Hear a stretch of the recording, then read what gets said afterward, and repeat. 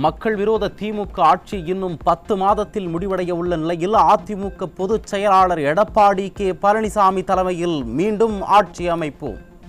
நாமக்கல் மாவட்டம் தோக்கவாடி பகுதியில் நடைபெற்ற புரட்சித் தலைவி பிறந்தநாள் பொதுக்கூட்டத்தில் முன்னாள் அமைச்சர் தங்கமணி சூலூரை. இந்த ஆட்சியை பொறுத்தவரை திமுக ஆட்சி இன்னும் 10 மாத காலம்தான். 10 மாதத்திற்கு பின்னால் நடைபெறுகின்ற தேர்தலிலே நமது இதய தெய்வம் மாண்புமிகு அம்மாவுடைய ஆட்சியை அண்ணன் எடப்பாடியார் தலைமையில் அமைப்போம் என்பதில் எந்த மாற்று கருத்தும் கிடையாது. பொதுமக்களை பற்றி சிந்திக்காத அரசு, நிர்வாக திறனற்ற ஸ்டாலின் அரசு என விமர்சனம். விழுப்புரம் மாவட்டம் நொலம்பூரில் நடைபெற்ற புரட்சித் தலைவி அம்மாவின் 77வது பிறந்த நாள் விழாவில் அதிமுக மாநிலங்களவை உறுப்பினர் சி.வி. சண்முகம் பேச்சு.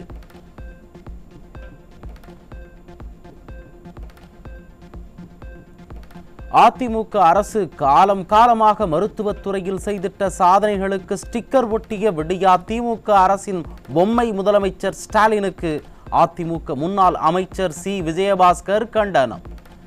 திமுக ஆட்சியாளர்களால் தமிழக மக்கள் படும் வேதனைகளை களையக்கூடிய திருநாள் விரைவில் புரட்சித் தமிழர் எடப்பாடி கே பழனிசாமி தலைமையில் மலரும் என அறிக்கை. தஞ்சை மாவட்டம் கும்பகோணம் அருகே காதலிப்பதாக ஆசை வார்த்தை கூறி கர்ப்பமாக்கியதாக ஜிம் மாஸ்டர் மீது இளம்பெண் புகார். திருமணம் செய்து வைப்பதாக கூறி ஜிம் மாஸ்டரின் தாய் தன்னிடமிருந்து 38 லட்சம் ரூபாய் வாங்கியதாகவும், ஆனால் திருமணம் செய்து வைக்காமல் ஏமாற்றி வருவதாகவும் குற்றச்சாட்டு.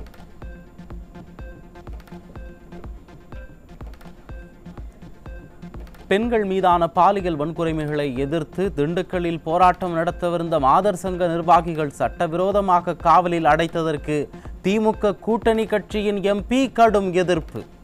திமுக ஆட்சியின் அவலங்களை கூட்டணி கட்சி எம்பியே எதிர்த்துள்ளது ஆட்சியின் மீதான அதிருப்தியை காட்டுவதாக மக்கள் விமர்சனம்.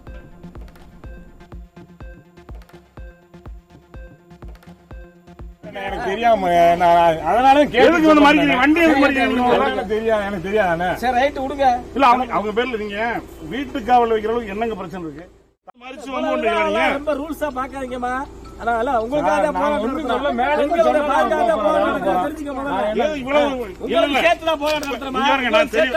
தெளிவா சொல்றேன். இங்க பாருங்க, அவர் சொல்றாருன்னா அவரு நம்பிக்கை நான் தான் கூட்டி போறேன், என் மேல கேஸ் போடுங்கன்னு சொல்றேன். அப்புறம் வந்து மறிச்சு 3 பேர் நின்னீங்கன்னா எஸ்ஐ சார் கேள்வி மறுபடியும் அவர் சொல்லிட்டாரு, என்ன போக சொல்லிட்டாரு. எங்களை என் வண்டியை மறிக்க சொன்னாங்களா?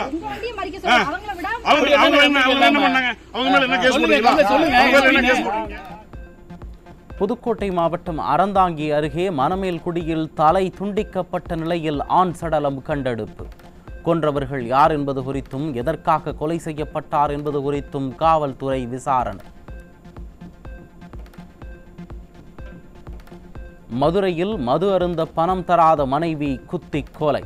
திமுக ஆட்சியில் சட்டம் ஒழுங்கு சீர்கெட்டு உள்ளதால் கொலை சம்பவங்கள் அதிகரித்து வருவதாக பொதுமக்கள் குற்றச்சாட்டு.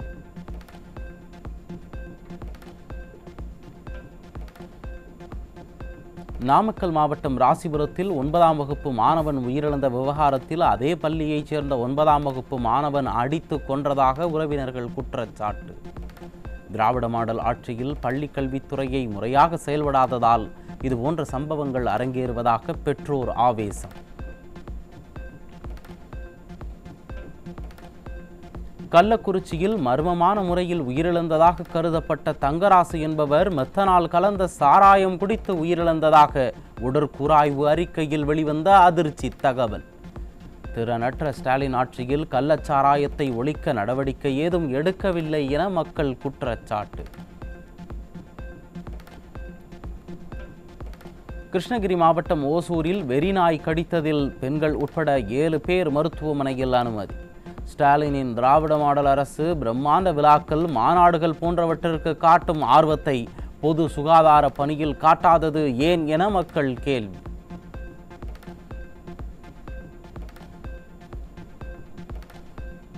விருதுநகர் மாவட்டம் ராஜபாளையம் மதுரை சாலையின் நடுவே விடியா அரசின் தகரடப்பா பேருந்து பழுதடைந்து நின்றதால் 1/2 மணி நேரம் போக்குவரத்து நெரிசல். திறனற்ற திமுக அரசு பேருந்துகளை முறையாக பராமரிக்காமல் அவதிக்குள்ளாக்குவதாக பொதுமக்கள் வேதனை. சென்னை மாநகராட்சிக்குட்பட்ட பகுதிகளில் உள்ள பொது கழிப்பறைகள் பராமரிப்பிற்காக 1243 கோடி ரூபாயை ஒதுக்கி தனியாரிடம் ஒப்படைக்க மாநகராட்சி முடிவு. ஆட்சி முடியும் தருவாயில் அவசரமாக டெண்டர்கள் விடப்பட்டிருப்பது குற்றம் சாட்டிய பொதுமக்கள் தூய்மை பணியாளர்களை தொழில் முனைவோராக மாற்றப் போகிறோம் என்று கூறியதெல்லாம் வெற்று விளம்பரமா என்று கேள்வி. நிரந்தர பணி உள்ளிட்ட பல்வேறு கோரிக்கைகளுக்காக தமிழ்நாடு மின்வாரிய ஒப்பந்த பணியாளர்கள் இன்று நடத்தவிருந்த போராட்டத்திற்கு சட்டம் ஒழுங்கு பிரச்சனை ஏற்படலாம் என்று அனுமதி மறுத்த விடியா அரசின் ஏவல் துறை. விடியா திமுகவினர் திடீரென போராட்டம் நடத்தும் போது ஏற்படாத பிரச்சனை ஒப்பந்த ஊழியர்களின் போராட்டத்தின் போது மட்டும் ஏற்படுமா என விடியா அரசிற்கு மக்கள் கேள்வி. சென்னை மாநகராட்சி தற்போது 1488 கோடி ரூபாய் கடனில் உள்ள நிலையில் மாதந்தோறும் 8.5 கோடி ரூபாய் வட்டி கட்டும் அவலம்.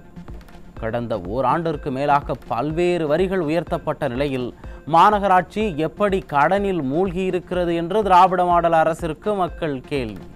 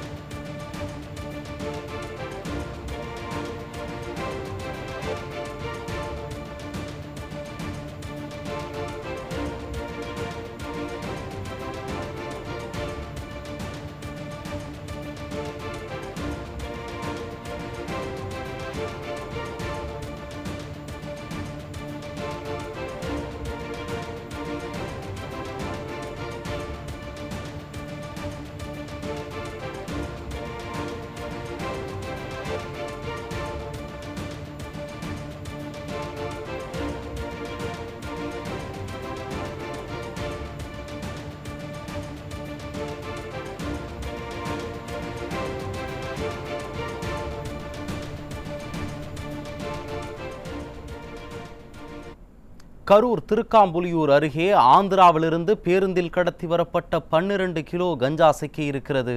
அதை அண்மை செய்தியாக பார்த்தோம். தொடர்ந்து தலைப்பு செய்திகளை பார்க்கலாம்.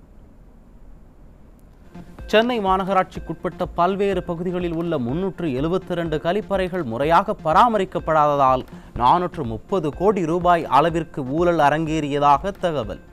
பல கழிப்பறைகள் சுத்தமற்ற நிலையில் இருப்பதும் இடிக்கப்பட்ட கழிவறைகள் இதுவரை கட்டித்தரப்படவில்லை என்றும் ஆய்வில் அதிர்ச்சி தகவல்.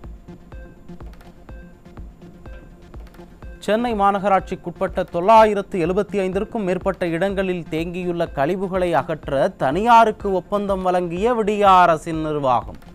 ஏற்கனவே 130 கோடி ரூபாய் செலவிட்டும் கழிவுகள் சரியாக அகற்றப்படவில்லை என்று பொதுமக்கள் தொடர்ந்து குற்றம் சாட்டி வரும் நிலையில் தற்போது தனியாரிடம் ஒப்படைத்தால் பணிகள் முறையாக நடைபெறுமா என மக்கள் கேள்வி.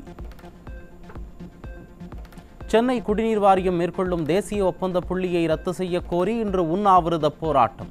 சென்னை வள்ளுவர் கோட்டத்தில் பில்டர்ஸ் அசோசியேஷன் ஆஃப் இந்தியா சார்பில் உண்ணாவிரத போராட்டம் நடைபெறும் என அறிவிப்பு.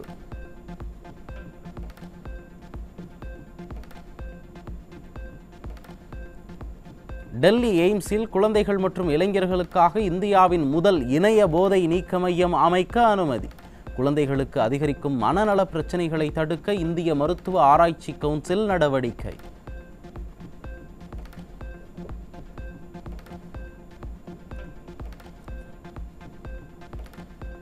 நிதி நிலைமையையும் நிர்வாக திறமையின்மையையும் மறைப்பதற்காக தமிழ் என மக்களை மடைமாற்றும் செயலை செய்யும் திமுக அரசு. திமுக ஆட்சியில் காவல்துறையின் இணைய சேவைகள் அனைத்தும் ஆங்கிலத்தில் உள்ளதாக மக்கள் குற்றச்சாட்டு.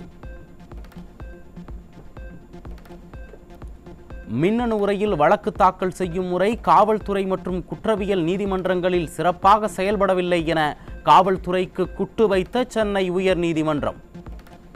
மின்னணு முறையில் வழக்கு தாக்கல் செய்வதை கண்காணித்து 3 மாதங்களில் CCTNS 2.0 ஆக மேம்படுத்த வேண்டும் என திராவிட மாடல் அரசின் காவல்துறைக்கு அறிவுறுத்தல்.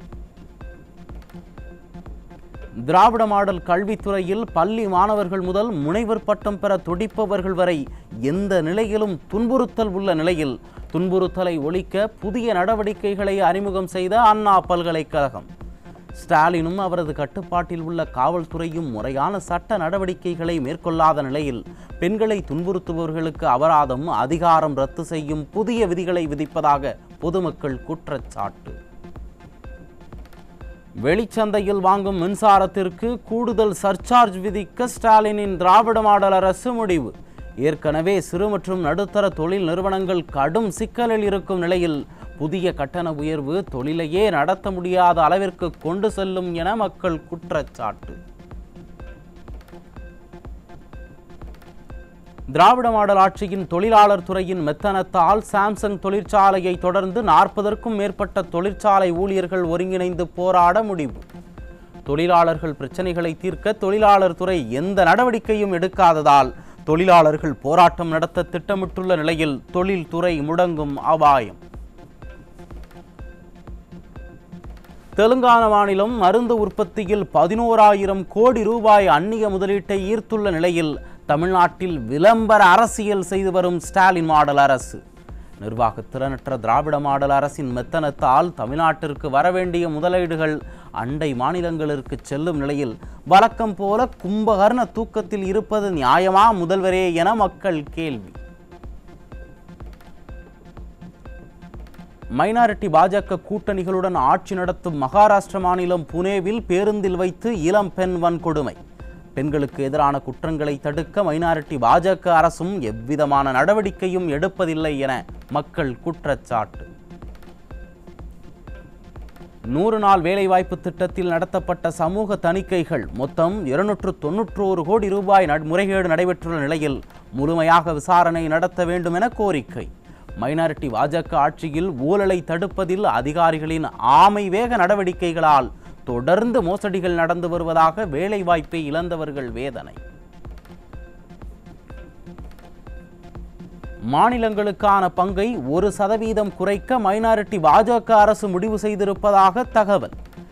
ஏற்கனவே GST வருவாய் பகிர்வில் தமிழ்நாடு கடுமையாக பாதிக்கப்பட்டுள்ள நிலையில் திராவிட மாடலைச் சேர்ந்த 39 MPக்கள் முன்கூட்டியே போராட்டம் நடத்தி நிதியை பெறுவார்களா அல்லது வழக்கம் போல கும்பகர்ண தூக்கத்தில் இருப்பார்களா என மக்கள் கேள்வி.